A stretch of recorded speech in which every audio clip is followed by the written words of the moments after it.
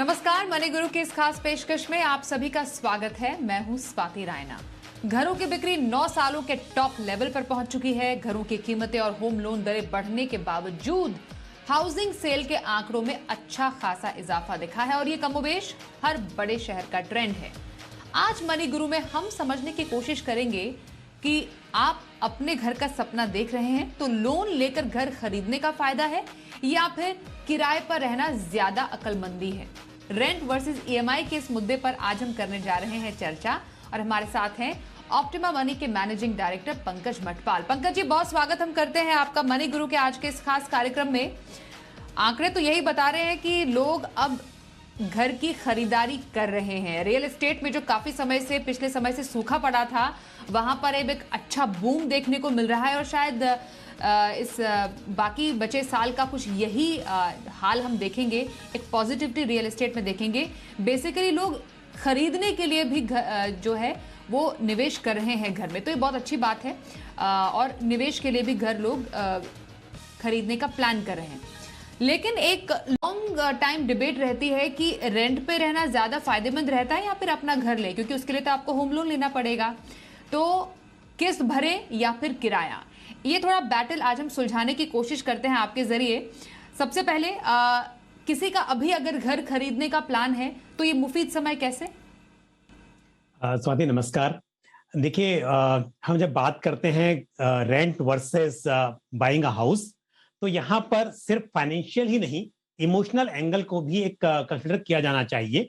जब हम घर की बात करते हैं खरीदने की, तो पहली बात हमने हमेशा देखा है कि हर एक सपना होता है कि अपना खुद का घर हो। तो और इंडिया की अगर पॉपुलेशन की बात की जाए तो एक मिडिल क्लास पॉपुलेशन जो है वो बहुत बड़ी है और बचपन से यही देखते आते हैं कि अपना खुद का घर होना चाहिए।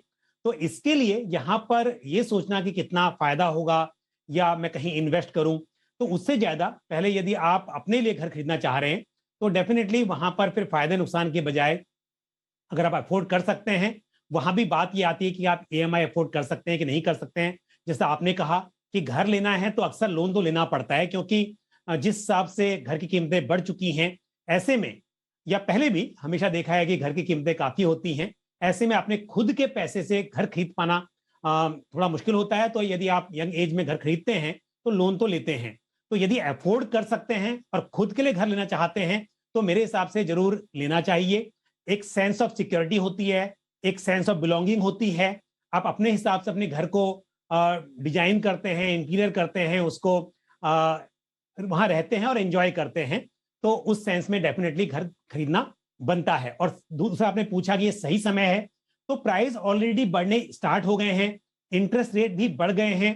तो ऐसे में डेफिनेटली थोड़ा सा कॉस्ट बढ़ेगी, लेकिन फिर भी मुझे लगता है कि हर समय सही समय है यदि आपको अपने रहने के लिए घर खरीदना है।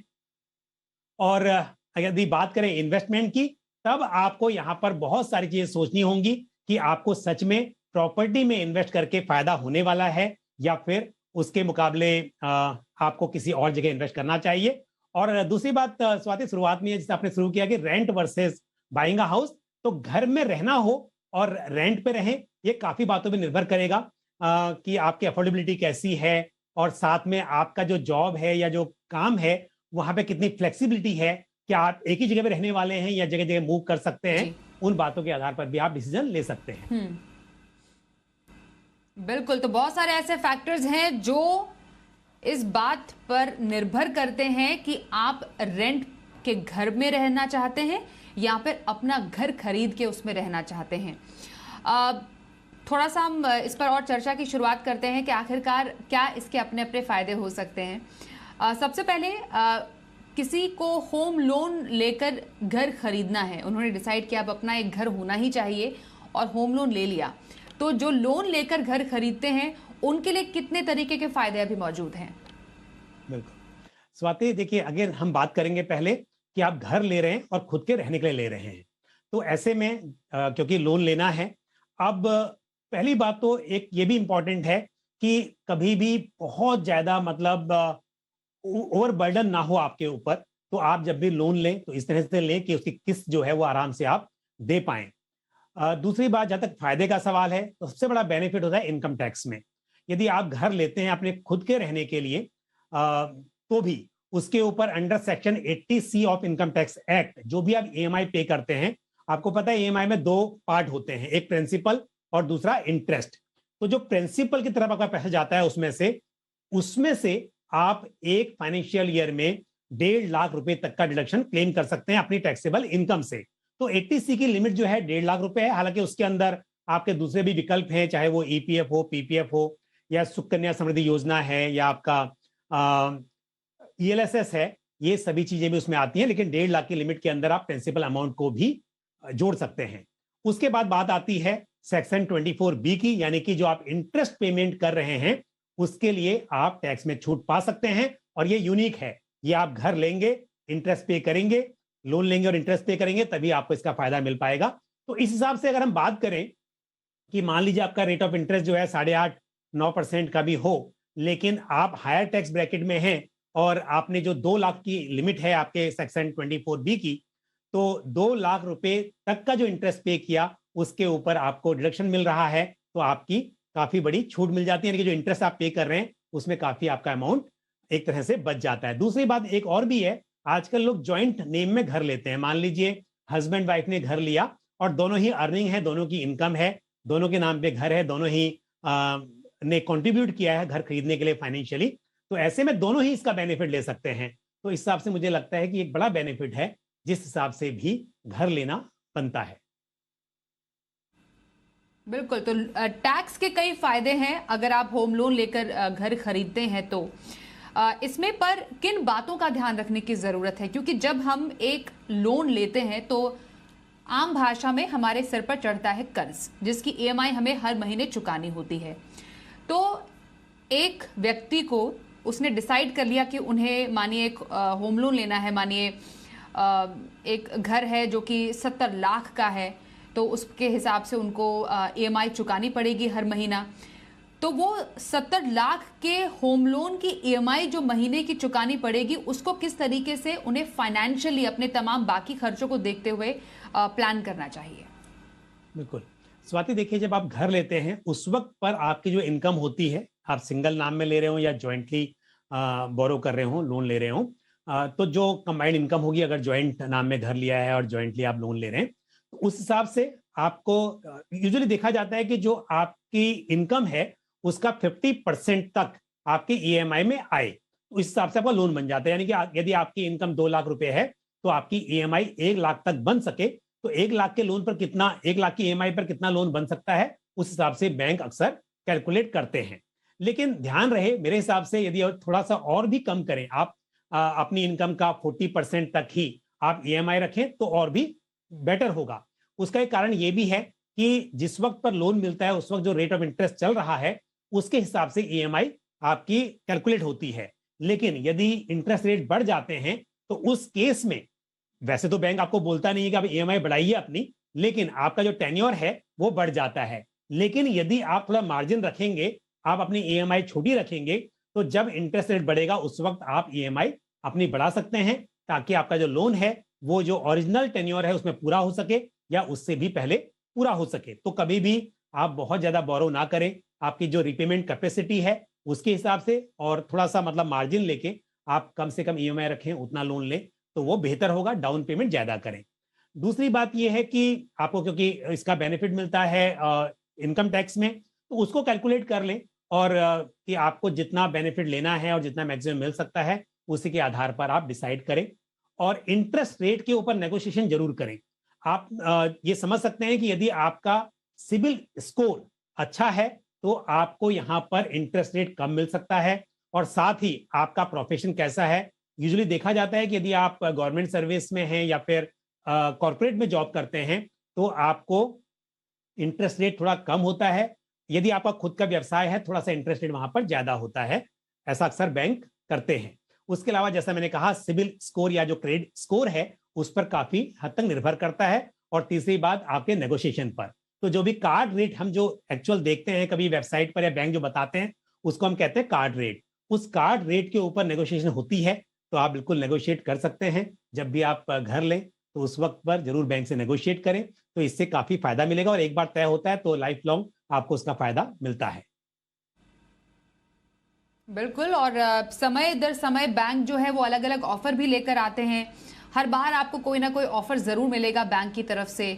आप नेगोशिएट कर सकते हैं। कई केसेस में अगर आप हायर इंटरेस्ट पे करें किसी बैंक में, तो आप अपने एक कम इंटरेस्ट वाले बैंक में भी आप जा सकते हैं। यूजुअली एनबीएफसीज का हायर रेट होता है। तो ये कुछ ऐसे तरीके हैं जिससे आप होम लोन भी ले सकते हैं और उसके फायदे भी ले सकते हैं। कुछ स्मार्ट टिप्स है जो पंकज जी ने अभी बताई। पर रेंट पर रहना कई लोग ज्यादा प्रेफर करते हैं पंकज जी। उनको लगता है कि क्यों कर्ज का बोझ अपने सिर पर डालें, कल को कहाँ जाना है, कल किसी और शहर में होंगे, किसे क्या पता। इसलिए वो प्रेफर करते हैं कि रेंट में अपने पसंदीदा जगह पर अपने पसंद के घर में रहें, और जब जिस तरीके से जो घर उनको पसंद आएगा अगली बार वो उसको बदल देंगे। शायद आजकल के लोगों की ऐसी भी माइंडसेट हो गई है। तो रेंट पर रहना कौन से केसेस में बेटर आपको लगता है? स्वाति, आपने बिल्कुल सही कहा। आजकल ये डिबेटेबल टॉपिक भी हो गया है कि rent versus buying a house, ये बहुत ही पॉपुलर है। और अगर आप फाइनेंशियल सेंस में बात करें, पहले हम उसकी बात करते हैं, तो मैं बताऊंगा कि रेंट में रहना हमेशा फायदेमंद रहेगा। क्योंकि अगर हम देखें तो यदि 1 करोड़ की प्रॉपर्टी हो तो उसका महीने का जो रेंट होता है अक्सर 22 से 25 हजार रुपए तक होता है। तो वो 1 करोड़ में घर कितना बड़ा मिलेगा वो डिपेंड करेगा आपके किस शहर में आप घर ले रहे हैं। लेकिन मेरे कीमत के हिसाब से बात करें, यदि 50 लाख का है तो आप उसका 50% पकड़ लीजिए कि आपका जो रेंट है वो 12,000 के आसपास चल रहा होगा रफली। मतलब थोड़ा बहुत उसके ऊपर नीचे हो सकता है। तो मतलब आपका 2.5 से 3% की ही कॉस्ट है।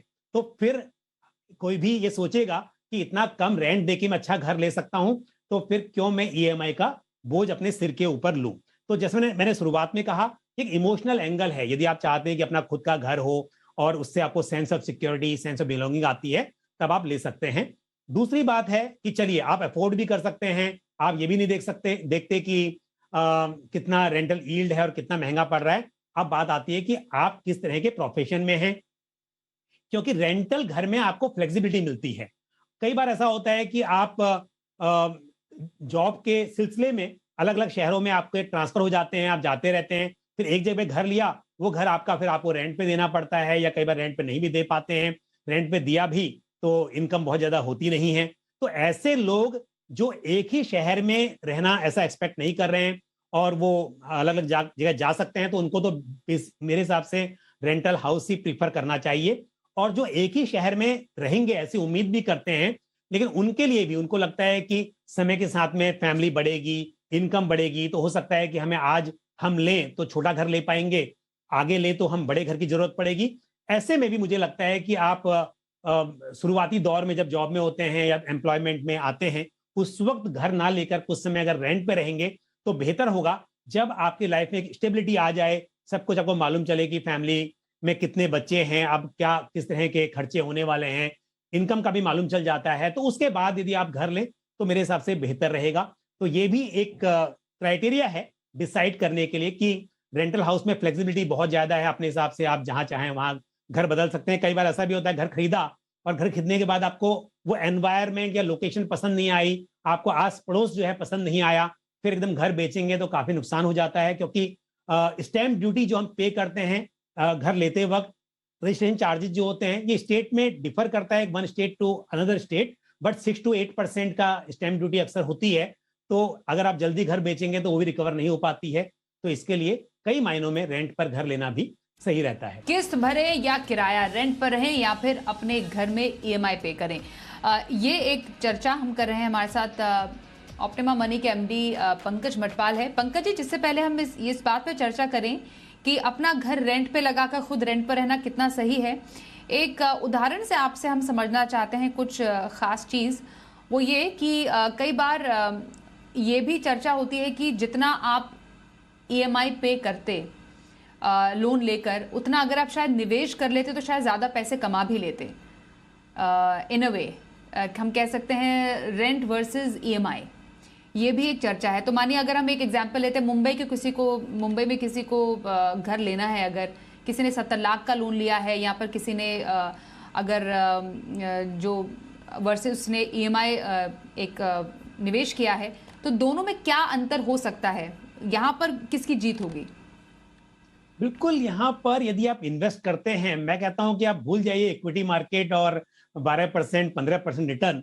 यदि आप 8% का भी वहां पे अर्न कर रहे हैं तो भी मेरे हिसाब से वो आपको ज्यादा रिटर्न देगा यदि आप पैसों को इन्वेस्ट करते हैं। तो डेफिनेटली ईएमआई पे करने में आप बैंक को 9% का क्योंकि आजकल देख रहे हैं कि 9% के आसपास इंटरेस्ट रेट है और लॉन्ग टर्म में ऐसा ही रहता है। ये तो एक टाइम था जब इंटरेस्ट रेट काफी नीचे आ गए थे। तो यदि आप 8.5-9% या उससे ज्यादा इंटरेस्ट रेट पे कर रहे हैं तो मेरे हिसाब से ये बिल्कुल भी सेंस नहीं बनेगा। अपने पैसे को आप यदि इन्वेस्ट करेंगे तो वो बेहतर होगा, तो इसमें कोई शक नहीं है। बिल्कुल। और इनफैक्ट अगर यही घर आप रेंट पर लेते हैं और प्रॉपर्टी की वैल्यू मानिए 70 लाख है, उसकी भी कुछ कैलकुलेशन हम दिखा रहे हैं। उसमें आप लगभग 20,000 रुपए अगर आप रेंट पे करते हैं एक 70 लाख के घर के लिए, और एचआरए भी आप उसमें क्लेम करेंगे एज पर कैलकुलेशन 4,000 रुपए का लगभग एचआरए बनेगा आपका। तो अगर आप इस पैसे को निवेश करना चाहते हैं, मतलब ईएमआई ना भर के आप निवेश करना चाहते हैं, शायद 12% के हिसाब से इक्विटी से आप पैसा कमा भी सकते हैं लॉन्गर टर्म में। पंकज जी बिल्कुल स्वाति, सही कहा आपने। देखिए, यदि आप एक एग्जांपल दे रहे हैं कि 70 लाख का घर है और उसके ऊपर आपको 20,000 रुपीज का सिर्फ रेंट पे करना है, लेकिन उसके कंपैरिजन में यदि आप लोन लेते हैं 70 लाख का और उस पर आप इंटरेस्ट पे करें 9% के हिसाब से, करीब 90,000 की आपकी ईएमआई आ गई, तो फिर पैसा बचेगा नहीं। इसके बजाय 20 आप रेंट पे करें, बाकी का 70,000 को यदि आप 70,000 जो भी है उसको यदि 80,000 जो है उसको यदि आप इन्वेस्ट करते हैं तो आप देखिए कि कितना आपको फायदा होगा।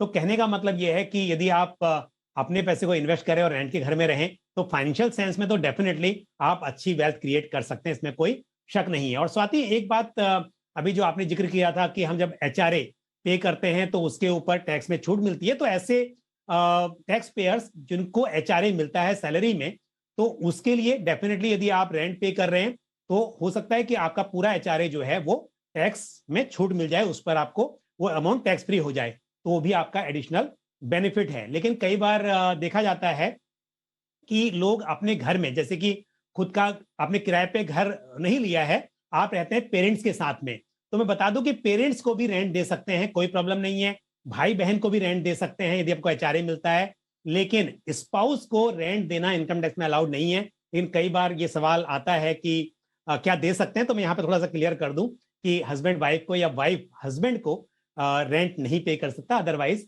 किसी और किसी भी रिलेशन में या आउट ऑफ रिलेशन आप रेंट पे कर सकते हैं और आपका एचआरए मिलता है तो वो एग्जेम्प्ट हो सकता है।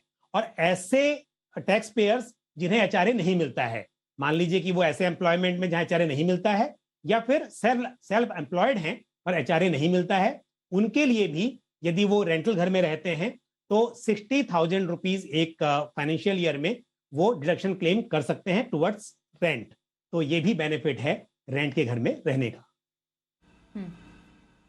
बिल्कुल, ये आपने काफी इंपॉर्टेंट इंफॉर्मेशन यहाँ पर दी कि क्या अपने पिता को या अपने पेरेंट्स को आप बेसिकली रेंट दे सकते हैं कि नहीं दे सकते हैं एक ही घर में रह के। उसके लिए एक प्रॉपर रेंट एग्रीमेंट होना चाहिए, जैसे कि एक लीज होती है, उसके तहत ही आप पूरा वैसा ही बिल्कुल काम करेंगे और फिर आप अपने एम्प्लॉयर को उस तरीके से ही इंफॉर्मेशन दें कि हाँ ये रेंट रिसीव्ड है और उसको आप क्लेम करें।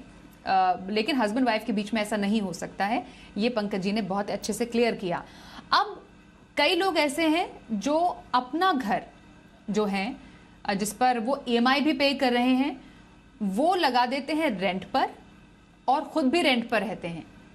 ये क्या वाकई एक नया ट्रेंड भी है और क्या समझदारी है? इस पे क्या फायदे हो सकते हैं? क्योंकि कई बार ऐसा होता है कि अपना घर एक ऐसी जगह पर होता है जो शायद हो सकता है कि आपके ऑफिस से दूर हो या आपके ऑफिस की जगह बदल गई या आपके बच्चों के स्कूल से काफी ज्यादा दूर हो, तो जितना आप यहाँ पर खर्चा करेंगे उतना तो आपका शायद आने जाने में ही खर्चा हो जाए। जैसे लोग सोचते हैं कि ऑफिस के बगल में या स्कूल के बगल में ही घर ले ले रेंट पर, तो ज्यादा बेटर होगा। क्या ये एक फायदे का सौदा है पंकज जी?